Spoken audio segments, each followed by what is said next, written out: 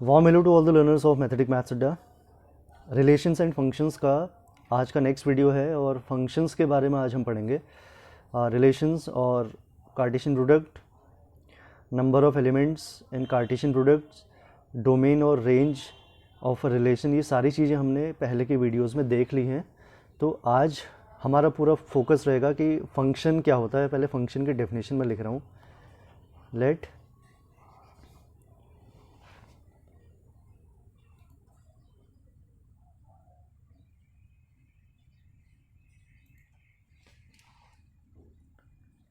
A and B are to any non-empty sets a relation from A to B is called a function from A to B if दो points हैं इसमें, for each A belongs to A there exists B belongs to B such that AB belongs to F, and second point है A comma B belongs to F and A comma C belongs to F implies that B equals to C। तो ये है definition किसकी, function की। Detail में इसको समझने की कोशिश करते हैं। फंक्शन को हिंदी में बोलते हैं फलन। दो सेट्स हमने लिए ए और बी, और उसमें से एक रिलेशन हमने डिफाइन किया है। ये देखिए आप, क्या है रिलेशन। एक रिलेशन यानी कि एक चीज़ आपको यहाँ से ये क्लियर हो रही है कि कोई भी फंक्शन अगर है तो वो रिलेशन होगा पहले तो। A relation from A to B is called a function from A to B if for each A belongs to A there exist, ये there exist का सिंबल होता है, B belongs to B such that AB belongs to F। और ऐसे अगर A और B F में है, A और C F में है, तो B और C ये दोनों भी F में होने चाहिए। इसको डायग्राम से समझने की कोशिश करते हैं।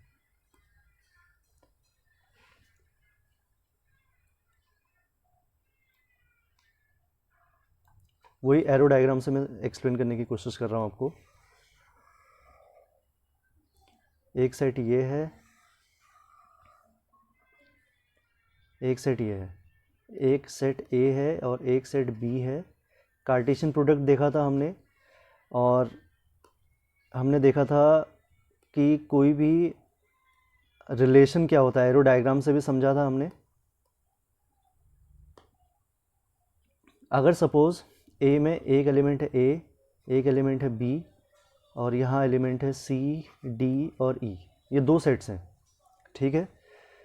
अब आप फंक्शन की बात कर रहे हैं, तो फंक्शन क्या होगा, ए से बी में फंक्शन कब होगा, जब वो रिलेशन होना चाहिए। रिलेशन के लिए क्या होना चाहिए, पहले ए क्रॉस बी आपने निकाला, और ए क्रॉस बी निकालने के बाद ए क्रॉस बी का कुछ एलिमेंट्स उठा करके एक सेट बनाया, उसी को हमने रिलेशन बोला था।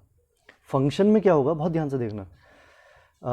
ए कोई भी ए की मैपिंग सपोज हमने ले ली सी से, और बी की मैपिंग ले ली हमने डी से। पहली कंडीशन तो ये है कि ए का कोई भी एलिमेंट खाली ना बचे, यानी कि हर एक एलिमेंट की आपको कोई ना कोई इमेज तो मिलनी ही चाहिए, पहली कंडीशन। और दूसरी कंडीशन ये है कि कोई भी एक एलिमेंट के दो आंसर नहीं आने चाहिए। जैसे ए की वैल्यू हमने रखी सी आया और ए रखने पे डी भी आंसर आ गया, तो उस केस में ये फंक्शन नहीं होगा। रिलेशन तो तब भी रहेगा, क्योंकि रिलेशन में ए कॉमा सी और ए कॉमा डी दोनों आ जाते हैं, लेकिन फंक्शन इस केस में नहीं होगा।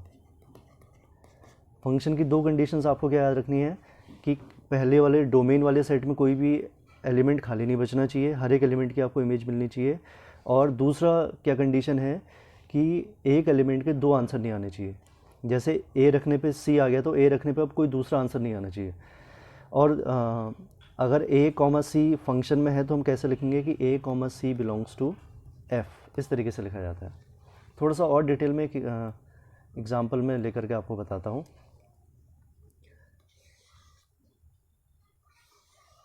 ये नेचुरल नंबर्स का कलेक्शन ले लिया, ये भी नेचुरल नंबर्स का कलेक्शन ले लिया। एक F X equal to X square हमने देखा। नेचुरल नंबर्स क्या होते हैं? 1 2 3 4 1 2 3 4 5 6 7 8 9 10 11 इस तरीके से रहेंगे, आगे बढ़ते रहेंगे इन्फिनिटी तक। अगर मैं x के जगह पे 1 रखूँ यहाँ पे तो 1 का स्क्वायर कितना आता है? 1। क्या 1 रखने पे कोई और आंसर यहाँ पे मिलेगा? नहीं मिलेगा, एक ही आंसर मिलेगा। 2 रखने पे कितना आएगा? 4। 3 रखने पे कितना आएगा? 9। दूसरे सेट में एलिमेंट्स बच भी रहे हैं तो कोई फ़र्क नहीं पड़ता। 4 रखने पे कितना आएगा? 16। 16 भी इसमें होगा। तो दोनों कंडीशन सेटिस्फाई हो रही है। यहाँ कोई भी एलिमेंट बचेगा नहीं, हर एक एलिमेंट की आपको इमेज मिलेगी। दूसरा, एक एलिमेंट के दो आंसर नहीं होंगे। तो यहाँ पे आपको फंक्शन में क्या मिल रहा है? 1,1 belongs to F, 2,4 belongs to F, 3,9 belongs to F. तो ये सब क्या हो गए? फंक्शन के एलिमेंट्स हो गए। तो आई होप आपको फंक्शन समझ में आया होगा कि फंक्शन के लिए आपको एक जो कंडीशन है वो ये है कि डोमेन में कोई भी एलिमेंट खाली ना बचे और एक एलिमेंट के दो आंसर ना आए। तो एक नोट आपको लिख लेना है कि every function is a relation but not conversely. इसका मतलब यह है कि कोई भी फंक्शन अगर आपके पास है तो वो फंक्शन रिलेशन तो होगा ही होगा, लेकिन हर एक रिलेशन फंक्शन होना ज़रूरी नहीं है। तो आई होप ये आपको फंक्शन के बारे में कुछ चीज़ें क्लियर होंगी।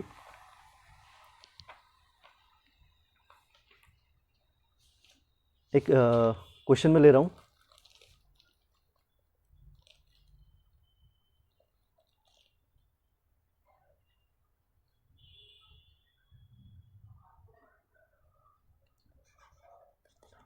क्वेश्चन है, is g is equal to 1,1 2,3 3,5 4,7 a function. देखते हैं डायग्राम से, देखते हैं इसको क्या ये फंक्शन है या नहीं। पहले वाले सेट में क्या एलिमेंट्स होंगे? जो पहले वाले एलिमेंट्स आ रहे हैं 1 2 3 4, 1 2 3 4। और यहाँ क्या आ रहे हैं? 1 3 5 7। 1 रखने पे आंसर क्या आ रहा है? 1 आ रहा है, 1 की इमेज 1 हो गई। 2 रखने पे कितना आ रहा है? 3। 3 रखने पे कितना आ रहा है? 5। और 4 रखने पे क्या आ रहा है? 7। तो पहले वाले सेट में कोई भी एलिमेंट बच नहीं रहा है। दूसरी कंडीशन कि एक एलिमेंट के दो आंसर नहीं आ रहे हैं, इसका मतलब ये एक फंक्शन है। Yes, it is a function. तो फंक्शन के बारे में आई होप आप बहुत अच्छे से समझ गए होंगे।